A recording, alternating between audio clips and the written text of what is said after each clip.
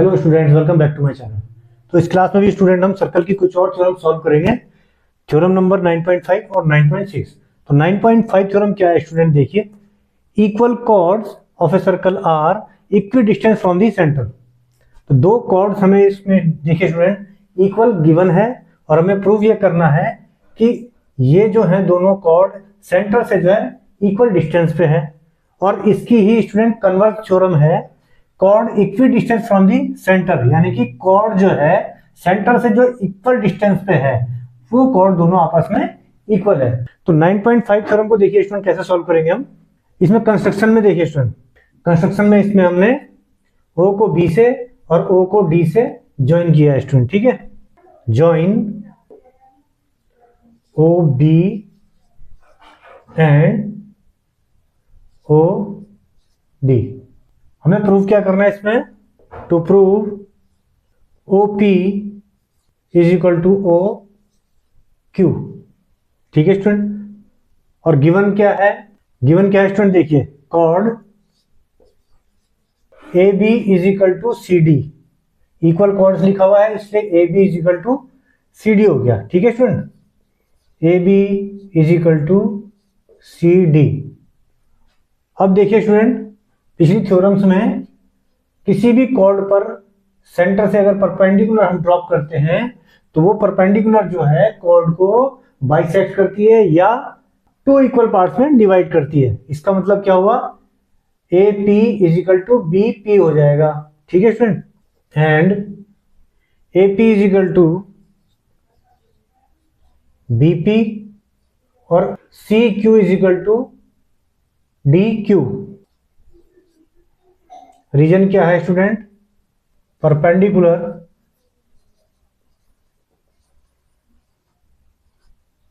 From the centre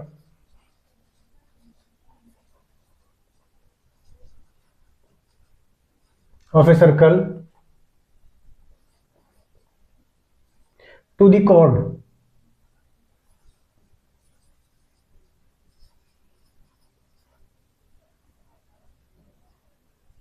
bisects the chord।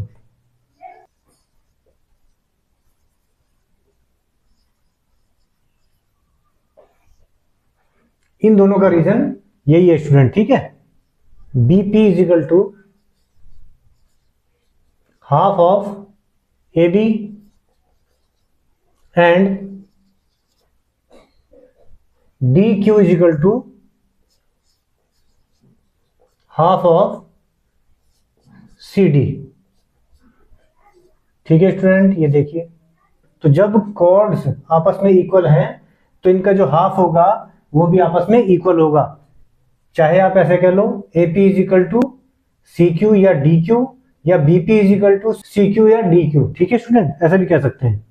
इसको equation first मानेंगे student, इसको सेकेंड और इसको इक्वेशन थर्ड, ठीक है स्टूडेंट। अब देखिए इसमें क्या लिख सकते हैं हम, B P is equal to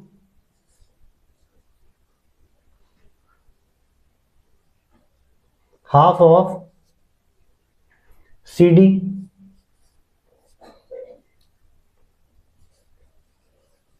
from equation first. A B की जगह हमने सी डी को रख दिया है स्टूडेंट, ठीक है, क्योंकि कॉर्ड्स आपस में इक्वल है। अब देखिए ये इसको अगर हम इक्वेशन 4 मान लें, फ्रॉम थर्ड एंड फोर्थ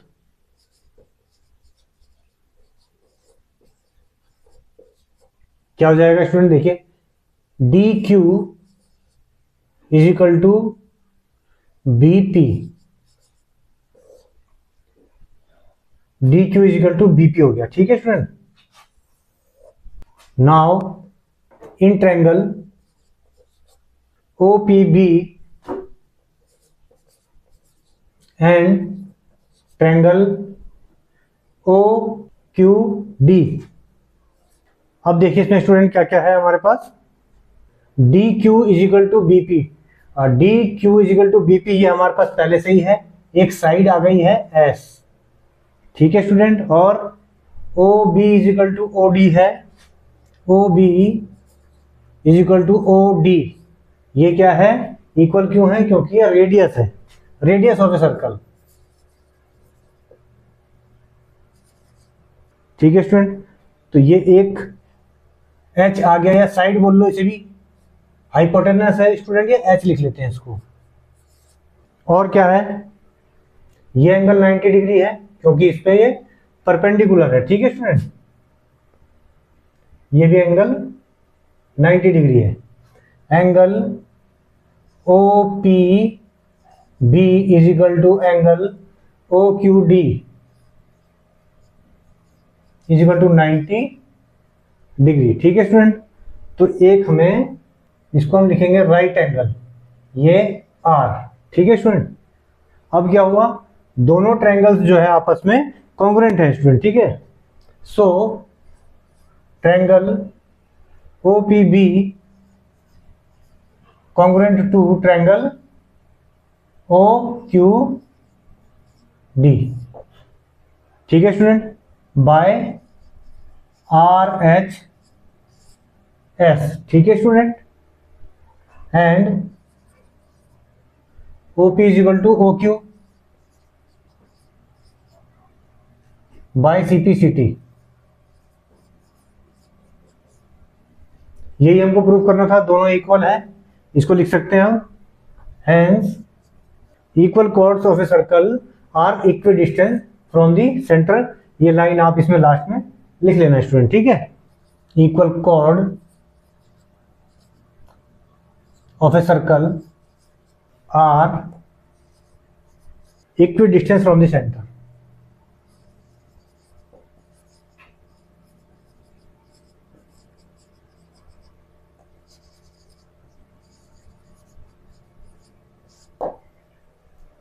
ठीक है स्टूडेंट, इसी का जो है कन्वर्स थ्योरम 9.6 है student. Chord equi distance from the centre of a circle are equal.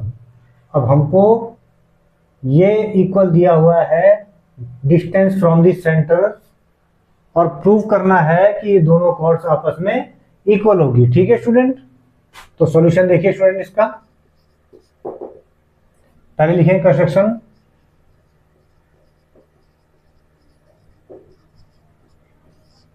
Construction में क्या लिखेंगे? Join O B and O D.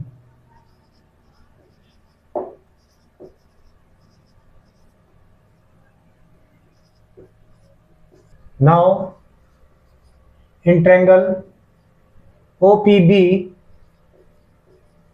and triangle OQD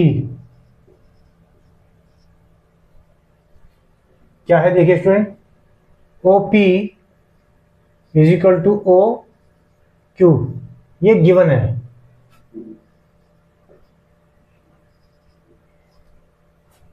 cord जो है हमारी इक्वल डिस्टेंस पे है। ठीक है स्टूडेंट, तो एक हमें S मिल गया ये, और OB is equal to OD, ये क्या है? रेडियस। ये भी एक हमको हाइपोटेनस मिल गया है स्टूडेंट H, और angle OPB is equal to angle OQD is equal to 90 degree. ये हमको एक राइट एंगल मिल गया स्टूडेंट। ठीक है, इसको R लिख दिया। अब इसका रीजन क्या होगा? रीजन देखिए स्टूडेंट, कॉर्ड की जो शॉर्टेस्ट डिस्टेंस होती है सेंटर से, वो कॉर्ड पे परपेंडिकुलर होती है। ठीक है student, the distance from the centre of a circle to the chord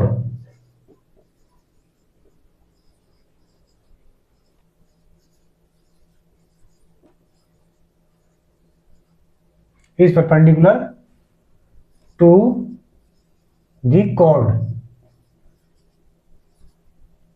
ठीक है स्टूडेंट, इसीलिए ये दोनों एंगल 90 डिग्री के हो गए। अब क्या हो गया इसमें? सो triangle OPB congruent to triangle OQD, OPB and OQD by RHS। ठीक है student, by the rule RHS and BP is equal to BP इस ट्रायंगल में DQ के इक्वल हो जाएगा। ठीक है स्टूडेंट, DQ बाय CP/CT। ठीक है स्टूडेंट, तो इसका मतलब BP जो है हमारी DQ के इक्वल प्रूव हो गई स्टूडेंट। और BP क्या है स्टूडेंट, देखिए ये हाफ ऑफ AB है, BP is equal to half of AB, और DQ क्या है, half of CD, half of CD। Reason क्या होगा स्टूडेंट, इसका रीजन होगा कि perpendicular from the centre to the chord bisect the chord. ठीक है स्टूडेंट,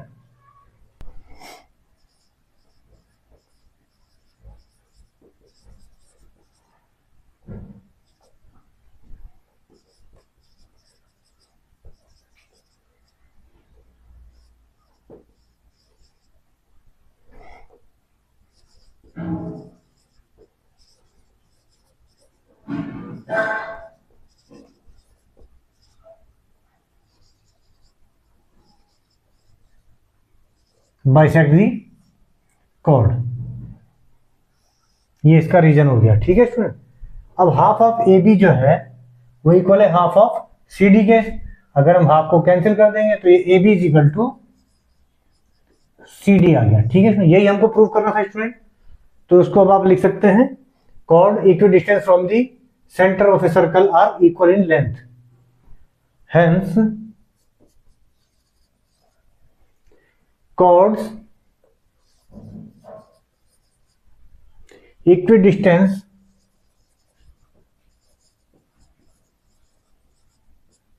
from the center